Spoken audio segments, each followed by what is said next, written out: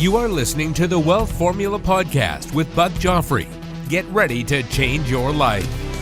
Welcome, everybody. This is Buck Joffrey with the Wealth Formula Podcast, coming to you from Santa Barbara, California, in quarantine, like the rest of you. Before we begin, I do want to remind you that there is a website called wealthformula.com on which there are multiple resources for you, including free books and downloads and white papers, webinars, you name it. To go ahead and check that out, wealthformula.com, because there is only so much I can do on the podcast alone, and there are other resources that, hey, you're just missing out on if you're not going there and signing up. It's also a place where you can sign up for our investor club. You can also go there and check out potentially our course, Wealth Formula Network, for those of you who are interested in sort of taking it to the next level and joining our mastermind and also doing a course with the likes of Tom Wheelwright, Ken McElroy, and, well, just a bunch of really smart people. Check that out at wealthformularoadmap.com if you're interested. This has been a particularly good time for our Wealth Formula Network to have each other to lean on, and our biweekly calls have been really fantastic for that purpose. Now, as for today's show, we are still, I am recording this on a Wednesday before it will be released. So, these days, between now and Sunday, when the podcast is actually released, it's like a million years. So who knows what happens? And today, the Dow went down like by 400 points, but then the last 2 weeks before that, it was up a ton.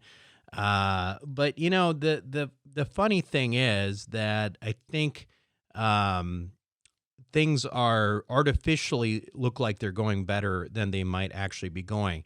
As expected, the government rollout of this multi-trillion-dollar stimulus program to save the economy has been sloppy and slow, and people have not gotten their checks and their unemployment. People who need to tap into that unemployment insurance can't get through on the phone. Businesses who need money can't get the money they applied for, and when they do, the terms are unclear, so they're not sure that they even want to accept them. Some businesses have given up, or they're going to give up soon, because they'd rather do that than take on a big loan from the government to their grave, and they have decided to call it quits while they're behind. Meanwhile, amidst this whole mess, like I was saying a little earlier, the Dow Jones Industrial Average showed a remarkable turnaround over the last couple of weeks after dipping below 19,000. And hey, that's great if you have money in the market, but quite frankly, I have to tell you, I don't understand the rally. Most businesses, after all, those who are represented in this equity market, are closed. Right? So how could you have a business that's closed or, barely operating, and the stock is, worth more than it was 2 weeks ago? I don't understand. We still aren't clear of when this pandemic and all of its stay-at-home orders will end. And even when it does, that's really just the beginning, right?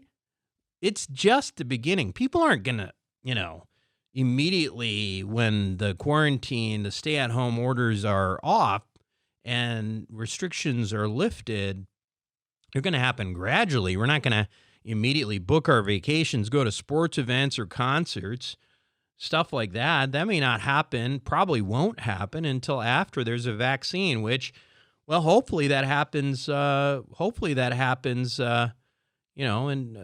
early next year. That's what our hope is. But, listen, in the meantime, thousands of businesses, as I said, will not survive this ordeal, and that's going to leave a lot of people unemployed. Small business, employs like 50% of the U.S. population. So with all those businesses going down, I wouldn't be shocked if we're coming around to the fall, the winter, maybe the election, and we have double-digit employment going in to to the end of the year. I really would not be surprised. Because from an economic standpoint, listen, we are at the very beginning of the fallout. I don't care how those peaks and troughs look when it comes to the virus and deaths itself. The economic part of it is just the beginning. So again, why is the stock market going up? I don't get it. Anyway, I suspect that most people who are buying into this market, they're speculating, right? It's going to go up and down, and they're hoping they can catch some waves. Maybe there's a fear of missing out in the event that the market just takes off.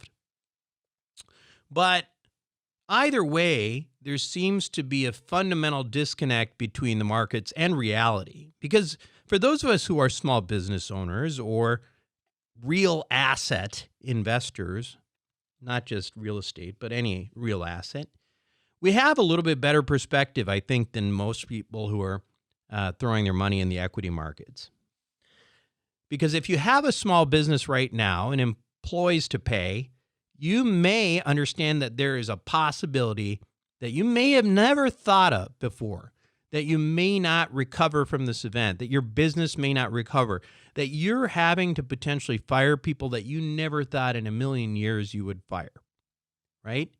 That's the kind of stuff that happens when you own a business. If you own residential real estate or any kind of real estate for that matter, you're also really understanding it, certainly from the commercial and office. Gosh, I mean, no one's coming to work, right? I'm hearing about literally, AAA type companies not paying their rent. They're just saying we're not going to pay because of the COVID-19, and well, we'll let you know when we're going to pay. That's what landlords are being told. Obviously, our group, our investor club, our Wealth Formula Investor Club is primarily in residential real estate right now. And, whether you're part of that, whether you are a part of, have your own residential real estate or whatever, you also get it because you have an idea of what your tenants are going through right now. You have an idea that a lot of them are losing their jobs, don't have any money to pay. And it's affecting your ability to collect rent. And you understand that if you don't collect a certain amount of rent, well, then you can't pay the mortgage. But then, the mortgage people are saying, well, listen, maybe we'll do a forbearance for you. But, in order for you to, get all of your rights as a property owner back, you're going to have to pay the rest of this. You're going to have to catch up, right? So there's no forgiveness here. There's no forgiveness for us business owners and ultimately us investors. Now, is a time like this where sometimes you're going to see that, you're being stress tested, more than stress tested, that you're being really tested, period. And you're going to realize if there are things that you should have been doing better, or doing worse or whatever, you're going to realize that maybe you weren't well capitalized and now you're freaking out. Now, if that's you, I hope you don't lose any property, but I can pretty much guarantee you that distressed assets will become common in the not so distant future. Because again, this event, this black swan event, the COVID-19 pandemic, which, maybe it's once in a lifetime, but I have a feeling it's going to become more common, sort of like those 1,000-year floods have suddenly become every 5 years. But this black swan event just happened. Right? It's like an earthquake just hit us. But worse than the earthquake sometimes is the after effects, the fallout, the tsunami. And to me, that's what the financial fallout, what we're all waiting for. It's a tsunami, right? And it could end up being that maybe I'm completely wrong and it's nothing big, but I doubt it.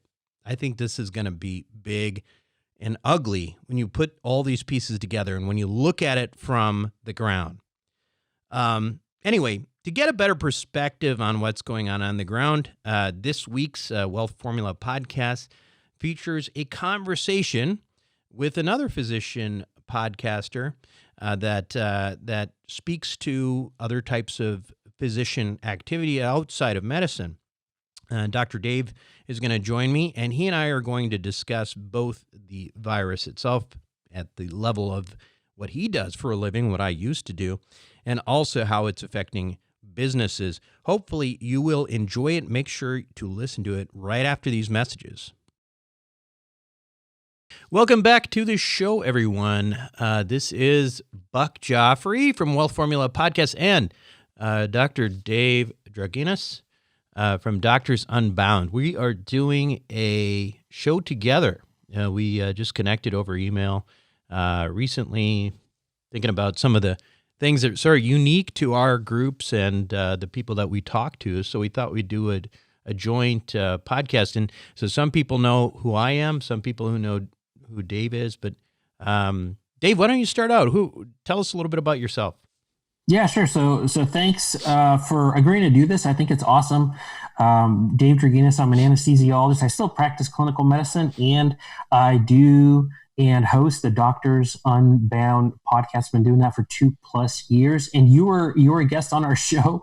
Gosh, I think it's been a year or so. So thank you again for doing that. We'll link up in the show notes, with that episode as well.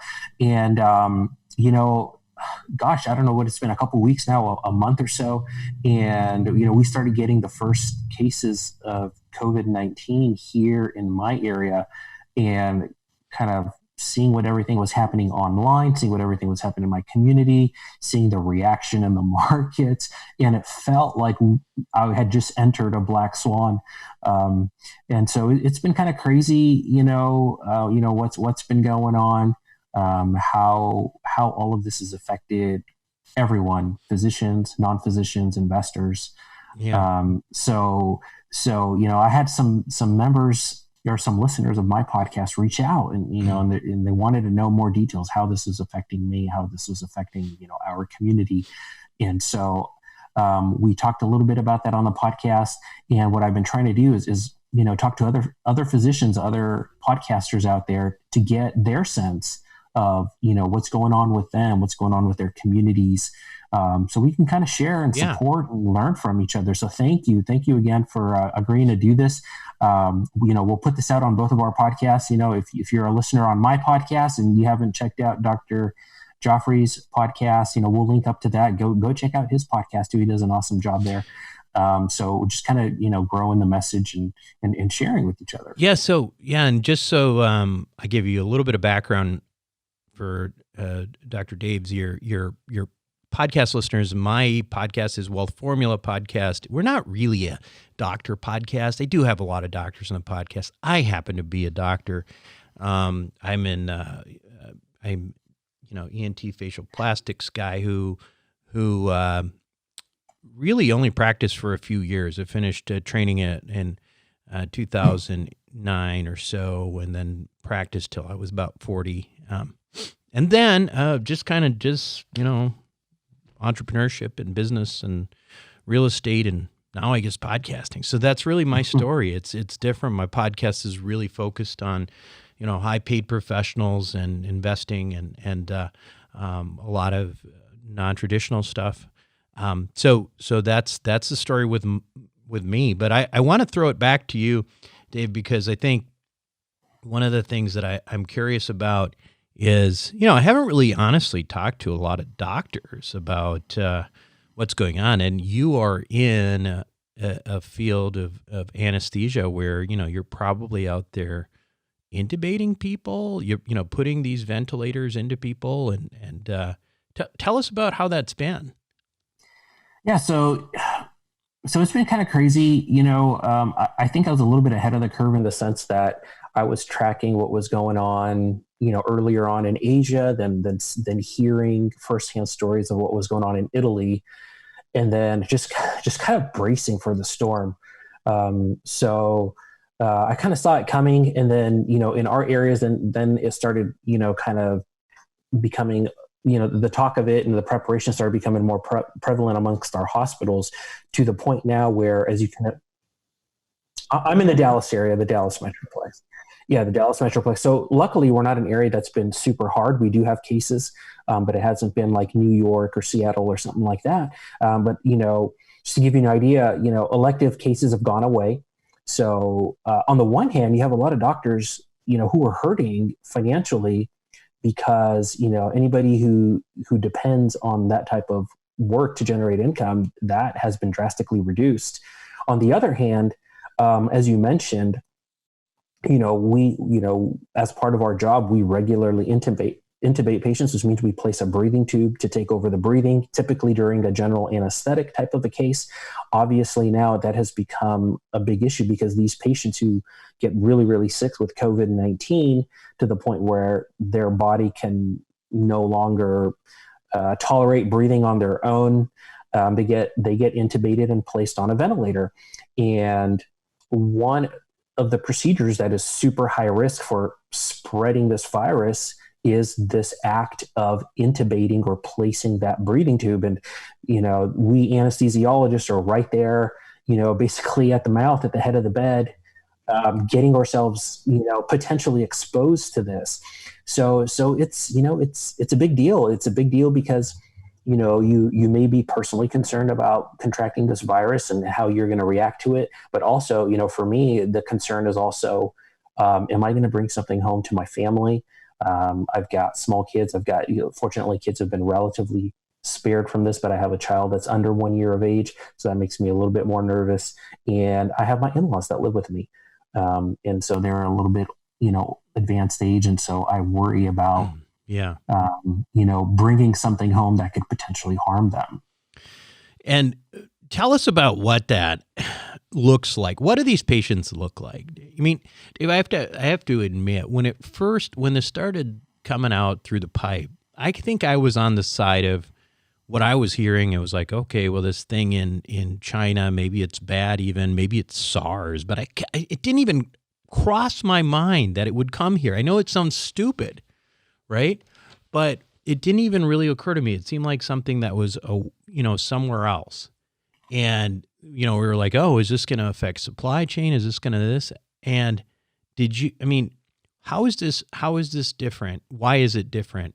My non-medical audience, I would love for you to kind of give your commentary on Sure. what this So is. I'll preface this by saying that I'm by no means a COVID-19 expert, but as a physician and with my medical understanding, I'll share with you kind of what I know and what I understand.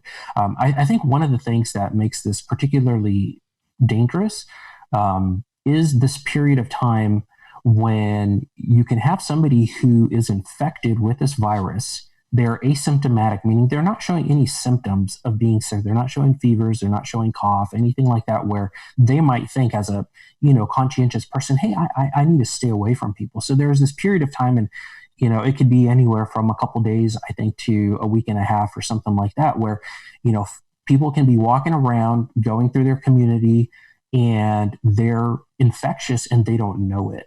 And so I think that's one of the scary pieces of this particular virus, because that allows it to spread very easily. The other part of it that is really scary is that we are seeing young people struggle with this and have a really severe impact from it. Like you were talking, up to the point of intubation. And once you get intubated, your chances of surviving are not great. And from what I've read so far, we don't understand completely why some people do much worse than others. There's certainly an age component. There's certainly a comorbidity component, but I've heard of young, healthy people who, get hit really hard and are not making it through. So you can imagine it's kind of like, luck of the draw or rolling the dice or something like that. You don't know how well you're going to do once you're affected. And from a healthcare worker's perspective, there are some studies that are showing that healthcare workers seem to be affected a lot worse. And, there's theories as to why. Maybe we're just exposed to higher viral loads because of the intubating, because of being in that environment so much. But there is some correlation with healthcare workers getting a more severe form of the disease, unfortunately. So, yeah, and I'll just throw in my 2 cents from my, people that want to learn more about this too, which is, I agree with Dave. I mean, basically what has ensued is that this virus is very smart, right? It's smart because it's not as deadly for everybody as the big scary ones that you hear about, like Ebola, or the first SARS or some of these other things that happened earlier. And that has made it more deceptive because a smart virus is not going to want to kill its host right away. It's going to want to actually kind of keep it alive so that it can move on to the next person. And so this has become in many ways is it becomes sort of a deadly case of musical chairs, right? Where somebody's getting a virus, passing it on, getting a virus, passing it on, and then all of a sudden you get somebody who, it gets very sick or dies. And that's what's made this so particularly difficult to manage. And the other thing is that, like Dave was saying, it does preferentially seem to hit, people who are older, who are, diabetics or obese or whatever. But there are these things that we're finding out, could it be some receptors in the lungs? Dave, I don't know if you saw some studies on different variations of ACE receptors in the lungs that might make it more easy for these viruses to hit young, totally healthy people. So really you're in a situation where, well, darn, if you're not at least a little bit worried about this virus right now, pretty much no matter who you are, I don't think you've kind of understood the gravity of what's going on. Yeah, the latest thing that I've read, and again, I don't think this has been vetted out completely or anything like that. This is kind of medical theorizing, is that it may attach to the hemoglobin molecule, maybe one of the chains there, almost like a carbon monoxide poisoning type of a situation, where once it attaches there, now oxygen cannot attach. And if we're remembering back to medical school and physiology, you kind of have, the oxygen dissociation curve kind of looks like an S, and then like the way the chains work, and it kind of, they kind of help oxygen bind, and then once that's not working well, your ability to utilize and transport oxygen goes way down. So there's some thoughts, and there may be something to it from what I've read, that it's somehow affecting that hemoglobin and the way it attaches oxygen, and that's super scary, because and there's some like heart damage issues that we're just starting to learn about. People who are recovering. I mean, this is kind of a it's that disease X that people have been talking about for some time. We just unfortunately we're not prepared for it. Yeah. One thing, just beyond the disease, beyond this is happening now, but in some regards, what we have to start thinking about is, okay, what's next? Have you given any thought or have any thought, what is tomorrow going to look like, right? I mean, what happens when, I heard Fauci talking about how the curve, typically when you hit a peak, it really starts to slide down very, very quickly, right? And so say we get to the point where Wuhan is now, and we're, in New York City or whatever, we're down to no deaths in a day that are attributed to this. When do you see that happening? I mean, I know you don't have a crystal ball, but based on what you've heard, and what does that look like afterwards? Yeah, the short answer is I'm really not sure. And like you were saying, peaks and valleys, hopefully smaller peaks and smaller valleys, and kind of going through, this cyclical process. There's a lot we don't know. If this wasn't so scary, it would be more fascinating to see how the world is kind of using its brain power and everything, collective brain power, to try and figure out how to beat this, right? You've got people working on vaccines, in different parts of the world. Can something potentially be developed sooner rather than later? That'll be a big difference. People are working on novel therapies. Can one of those things potentially be a game changer? People are trying to repurpose other meds, right? Like the hydrochloroquine and stuff like that. Could that work? So if it wasn't so deadly, it would be fascinating to see how, the world is working to try and combat this. I'm hopeful. I'm always kind of an optimist. So I'm hopeful that, things won't be shut down for that long. and that, with time we can, kind of get this more under control. Because one of the big issues, we talked about how quickly it can be infectious and spread. Besides it being deadly for a certain number of people, which is tragic, is the idea that this spreads so quickly that it overwhelms our healthcare system. And unfortunately, we're seeing signs of that in New York, and we saw signs of that in Italy. So hopefully with these, social distancing measures, hopefully with all of these other, hopefully treatments and things down the road, it won't be such a big, strain on the world, if you will. Well, I think it already is. And I would argue that, much of the damage that's going to be fallout from this, the economic damage is going to be, I think, far bigger than most people are really giving credit to. And even looking at today, and I'm not really a stock guy, right? I'm a real estate guy for the most part, but just looking at the Dow Jones Industrial the last couple of days has been kind of creeping back up, and it seems very strange to me. It's such a strange optimism, right? Like, why in the world would the stock market be rallying when most businesses are closed? When most businesses are not generating income? It is absolutely mind-boggling to me. And so what it makes me think is that I think that what we're really looking at on the ground, and I'm a small business owner, right? So I have, fortunately, I have a few different businesses, and they makes it so I can kind of survive in a lot of different environments. But one of the businesses I have is a cosmetic surgery business. I don't operate, but I have one in Chicago. And we've been applying for some of these, SBA loans and that kind of thing. And I'll tell you, it is a bloody nightmare, right? This application process, who gets money? When do we get money?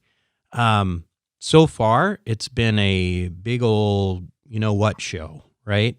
And the problem is that if you look at the economic fallout of this, it really could be, it really could be so much worse than people think right now. Because if you consider that 50% of people are employed by small business, right? Small business, meaning like the kind of business that I have, there are practices that people have.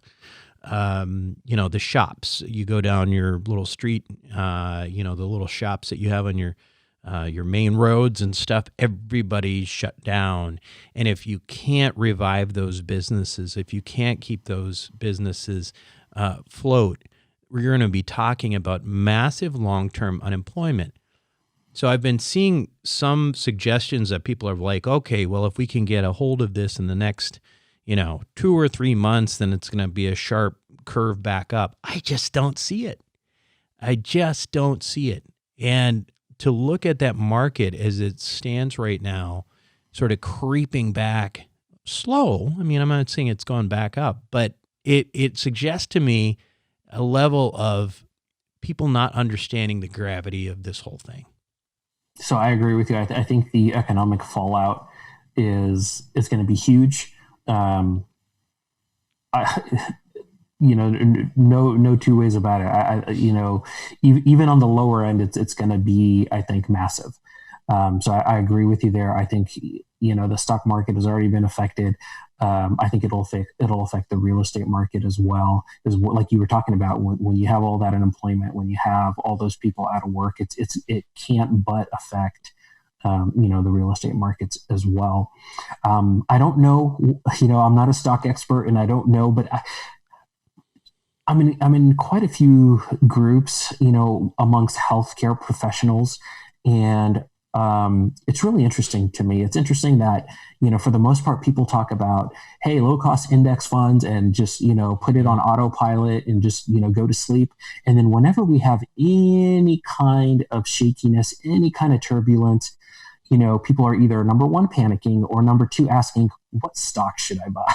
Yeah. So it's really interesting that people do not take their, the advice that they've subscribed to. It's human nature, I think. And I think what happens is people look to the immediate past to try and predict the future. So I think people look at, 2008 and they say, oh, well, everything crashed and, everything was bad. But then look, we had this decade plus of everything going up. And I think people just want to assume that what's going on now is going to be similar to what happened immediately before. And so they're like, oh, okay, it's down 30%. It's down 20%. I'm just going to buy now and ride it all the way up. It's like, well, past performance is is no guarantee of future performance. So I think there's some of that going on as well. I think that's right, and I've been thinking about that a lot because for better or for worse, a lot of people ask me what I think they ought to do, and I say I'm not. There's no way I'm going to tell you what to do, but what I will tell you is this: is that they're the people who are out there telling you that just stay the course. This is you're supposed to ignore all of this and just keep investing the way you are. There is a certain level of hubris there that I think it's hard for me to completely swallow, because if you're right, you can look at past performance dictating the future, et cetera. But I mean, Dave, listen, in 2008, it took 4 years to recover. The market took 4 years to recover. That's a long time. Let's go back to 1929. That from the highs of the Dow before the crash, going down over 4 years, losing all of that value. It took 25 years for the Dow Jones Industrial to recover. 25 years, and so I don't know. Is it when we think about past performance and predicting the future, are we only willing to look for the last 30, 40 years? Right? Right. There is something to this that I think that, listen, I'm a big advocate for thinking about things in a historical context, but don't ignore part of history so that you can skip to the part that you like. This is something that I think people ought to be thinking about. I would hate to be in a situation right now where I was thinking about retiring on with my stock portfolio or whatever within the next year or two. I'm not saying that this is going to happen. I'm not saying this is a depression. I'm saying that right now I don't know which way this is going to go. And I don't know anybody does. And so I think for people who just sit there and talk about not worrying and, just stay the course and all that, I think there's a lot of hubris there, huge amounts. Yeah, I read an interesting article. I think it was like Harvard Business Review or something like that. And it was a very interesting article on, a lot of the stuff that we just talked about now since COVID-19 hit. And basically the upshot is that, there's too many unknown factors to know how bad it's going to be, whether this is going to be like a V-shaped recovery or a U-shaped or something worse than that. And even some of the smartest, purportedly some of the smartest minds are saying like, hey, we don't know. We don't know. And so for me, what I got from that article is that it's probably going to be pretty bad, and we can hope for the best, but we probably have to just prepare that it may be pretty bad.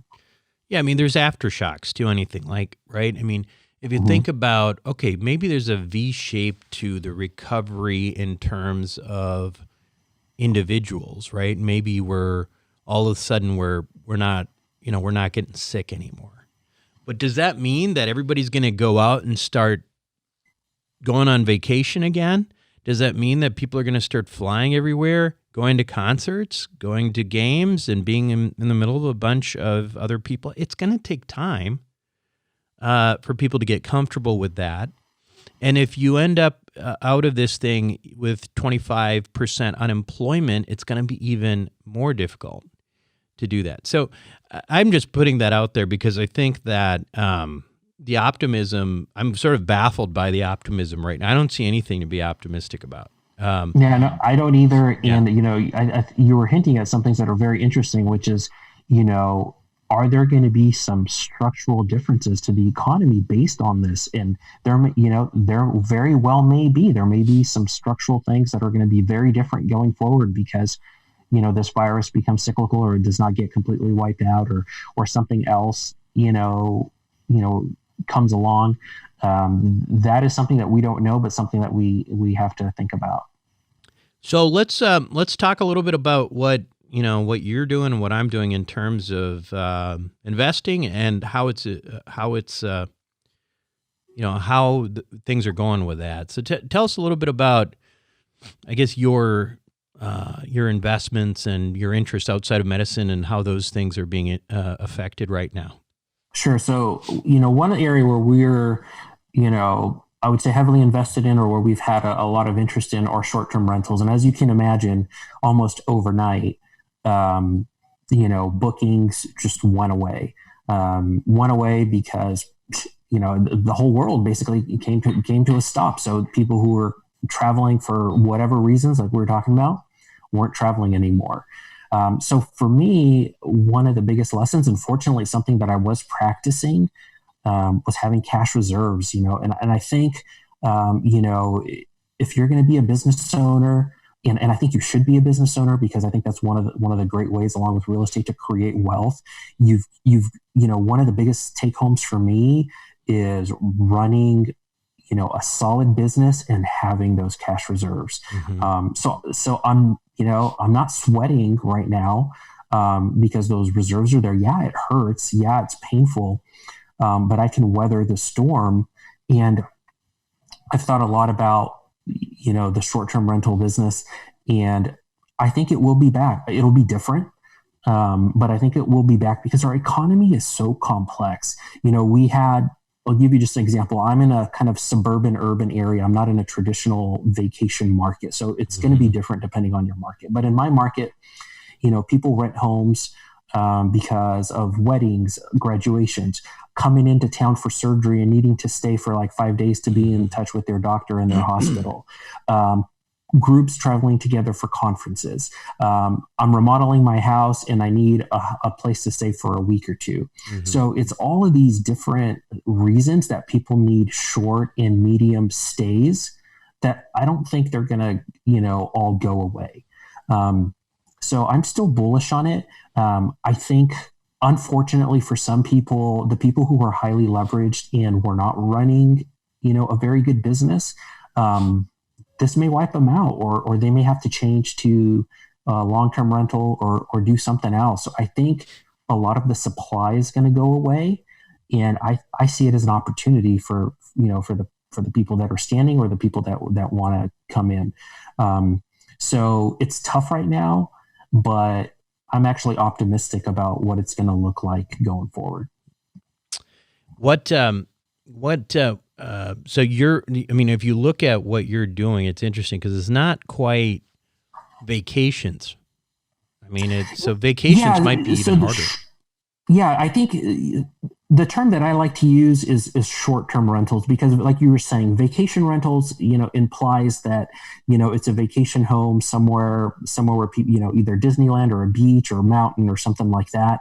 But I think what these platforms, what this gig economy and what Airbnb, VRBO, Booking.com, I think what these platforms have done is they've allowed people to travel differently, and all of these different stays, whether you go to a city, for example, I've got 4 kids, younger kids. If I ever go anywhere, I don't want a hotel room.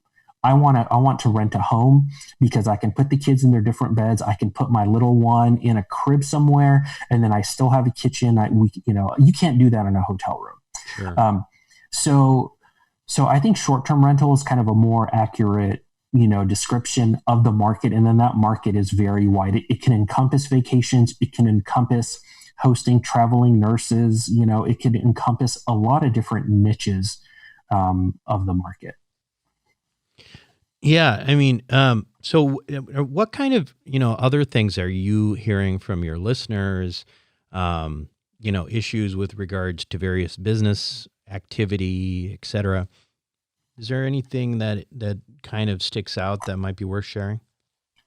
Well, I mean, I think some of the stuff we talked about it's the idea that in the short term, whether people are an employee, so let's take healthcare because a lot of my audience is healthcare. Whether people are, a physician or other healthcare worker that's employed, I hear of pay cuts, right? That's coming down, and the other aspect of it is too, even if you're in private practice, like we talked about, private practice volume in most areas have gone down. Now, um, is there a market there where people can supplement that income? Yeah, there is.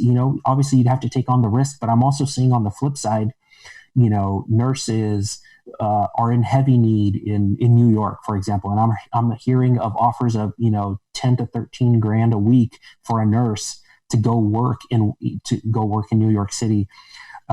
So there are these opportunities for the folks who have seen their income go down. Obviously, that comes with a certain risk because you're basically going right into the middle of the fight there. But dealing with that income reduction, I think, like you so eloquently put earlier, it's affecting healthcare workers, it's affecting employees, it's affecting the employers, small business owners, it's affecting everybody, which is why that's why I'm so concerned about the economic impact of this, alongside the physical human impact of having people die. I'll give you a little bit of a sense for the effect. I mean, so let me give you a little bit of personal information in terms of how I've approached this and how it's affecting us, because as you may know, we have through Wealth Formula, through my group, we have an accredited investor group, which we, basically what we do is we aggregate money and we buy real estate, right? It's for accredited investors, so people who make, $200,000 a year, $300,000 if you're filing jointly. Basically, any doctor, high-paid professional usually is considered qualified to invest in these things. Anyway, we have this investor club, and we buy real estate. And mostly it's real estate, multifamily, and we also have a little bit of self-storage, et cetera. So let me tell you how it's affecting us, because I think it's probably of value not only to my audience but yours. But the thing that we're finding is that in the big picture, the thesis that we were using as we were approaching, this most recent crisis was a good one, which was that we're going to stick to assets that were that people needed. People need, B and C class multifamily real estate. They need storage, and those are areas where they typically are not going to just kind of pull their stuff out. So I'm very grateful that that's the thesis that we stuck to, because there was so much pressure, even within my investor group, to go outside of that little, niche, because it seemed like people were making money everywhere. Why shouldn't we do this? Why shouldn't we do retail? Why shouldn't we buy malls, offices? Why shouldn't we get involved with other business activity? And so my biggest concern was, there's no way I could have predicted this, but that there was a sense that we were at the top of the cycle, the longest GDP expansion in U.S. history.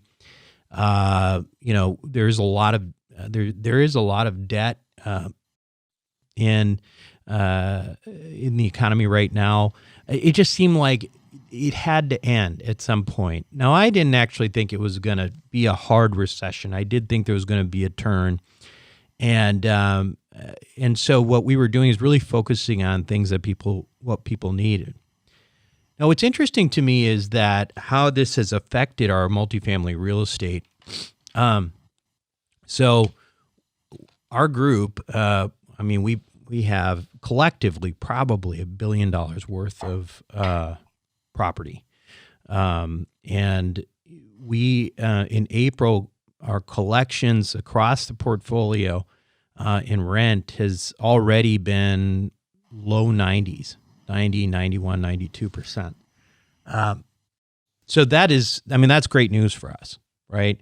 But it goes back to the idea that we've fundamentally invested in things that people have to have.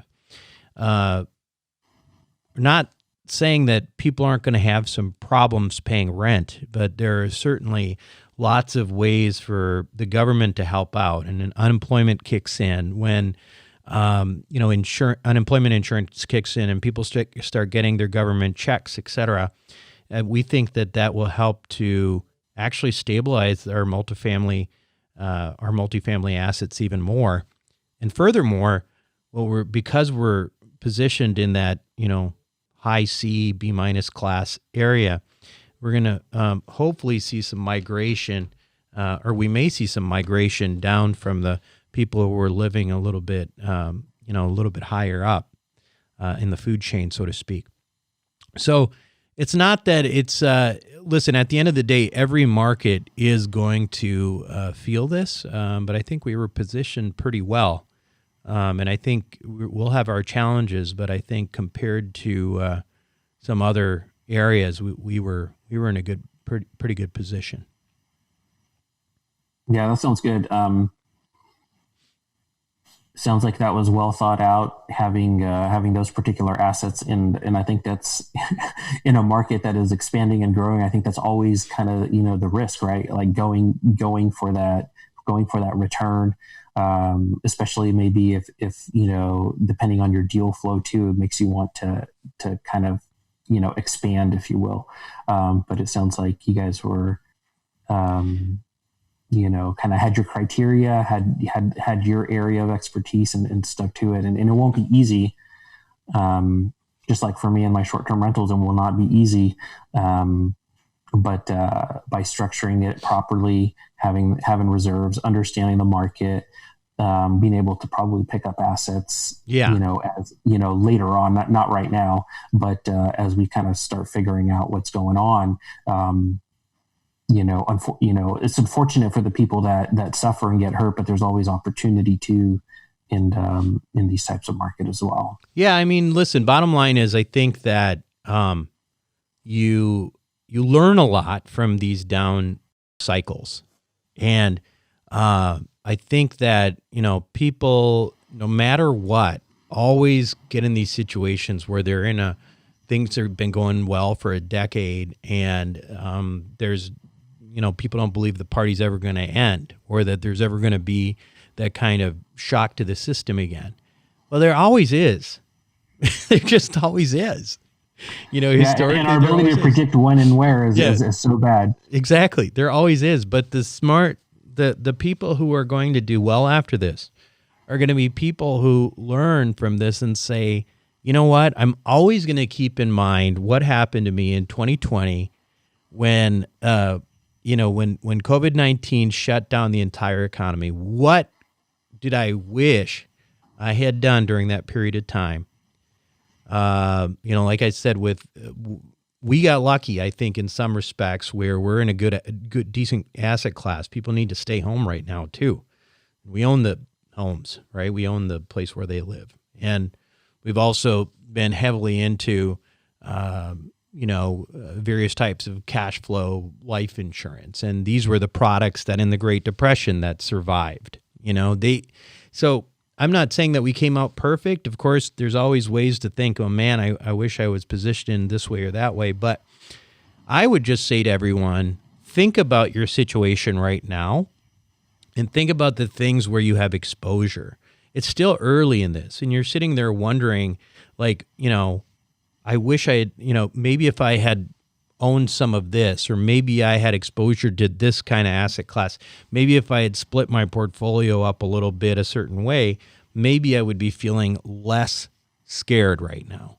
And if you learn from it and try to, use strict discipline when times are good, to keep one foot in a safe place, I think you will greatly benefit from it. Because in my opinion, actually, Dave, if you look at debt and you look at demographics and that sort of thing, we're going to come out of this. I think we're going to come out of this. It's not going to be the Great Depression, but But the 2030s, there's a lot of things that seem to be coming together just right in that decade to make it sound like a lot scarier inherent economic situation. So I would start using this as a stress test on survivability and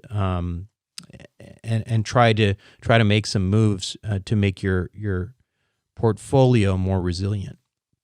Yeah, I agree with that. And, additionally, what I heard in there is this is a good time to figure out your risk tolerance, right? Like when everything's going great, everything's going up, everybody thinks they've got an aggressive, appetite, aggressive risk tolerance. But now is probably a good time for you to and for me to rethink that and think about, hey, what is my tolerance really? And like you said, adjust from there and figure it out.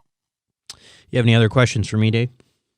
No, I think that was good. I want to thank you again for doing this. I think this was great to talk through these things. I think both our audience, hopefully you'll get some nuggets there, some benefit from it. I'll end just, with hope. I think we're going to get through this. I don't know what that will look like.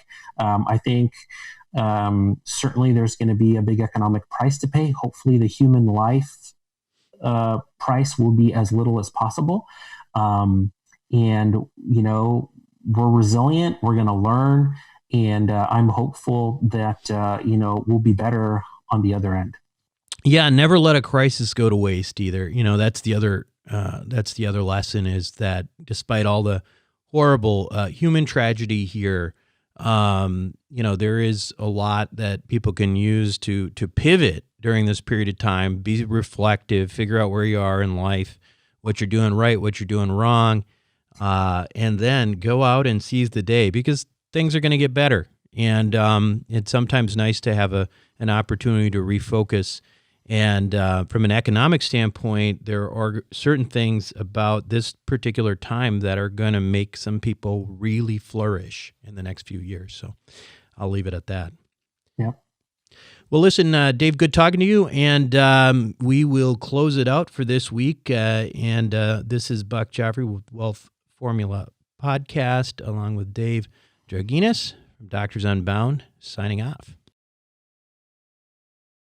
Welcome back to the show, everyone. Hope you enjoyed it. You gotta give a round of applause to guys like Dr. Dave there, with people with COVID-19 literally kind of coughing in his face, so to speak. That's some tough work. I can't say that I wish I was back in the game again right around now. I want to leave you reminding you that there is this thing called Wealth Formula Network. If you are looking for people to talk to, you're looking for this as a time to get a little bit more financial education, get caught up in stuff, I would highly encourage you to check out Wealth Formula Network, which is really, we have a course that starts it all, and that is called Your Roadmap to Real Wealth. And then there's a featured Facebook page, and we stay in touch with each other all week, every other week long. And then we have bi-weekly phone calls. They're not just phone calls, they're actually on Zoom. Of course, now everybody uses Zoom, so you probably understand what it is. And we get a whole bunch of our listeners, our members, and we get on those calls every other week. And it's been really good during this period of time. And if it's something that you think that you may benefit from, to be around a bunch of like-minded individuals, I would highly encourage you to check that out. Go to wealthformularoadmap.com. That's it for me this week on Wealth Formula Podcast. This is Buck Joffrey. Stay safe, and I will talk to you next week. Thank you for listening to the Wealth Formula Podcast. Visit us on the web at wealthformula.com. The information contained in this podcast are opinions, not fact. As always, consult your own financial team before making any investment. See you next time.